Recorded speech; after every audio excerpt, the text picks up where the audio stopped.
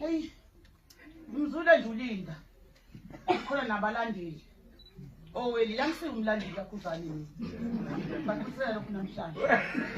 Angisiwumlandeli. Futhi ngoba ngimela angizokhuluma la bona abalandeli. Sikoni Nduli.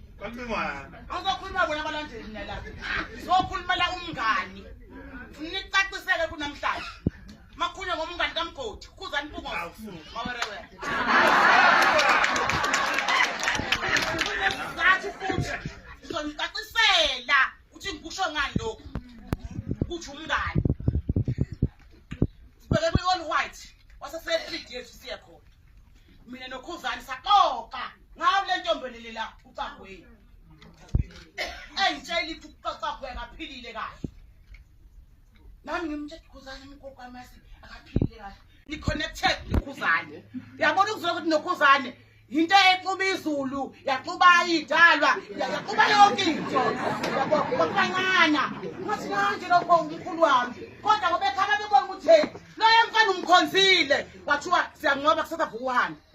Ayiqolise emabhidi. Wasabuza noKhuzani ngoba kunemnyaka ngithi mina wami 97.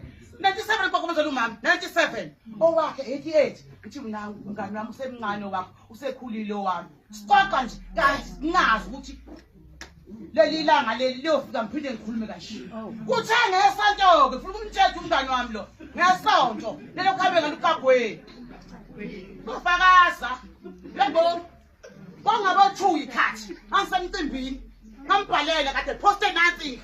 Athi mina sekunjela lapha niyashanyela nothibela athi ngiyeza athi ngiya25 ngizothi kisibuzo uCagweni ukukila wena athi ngifuna ungibothe ngiqhamuka neqhamuko ungangilindele ngiseCagweni ngizothi Christmas engasho manginama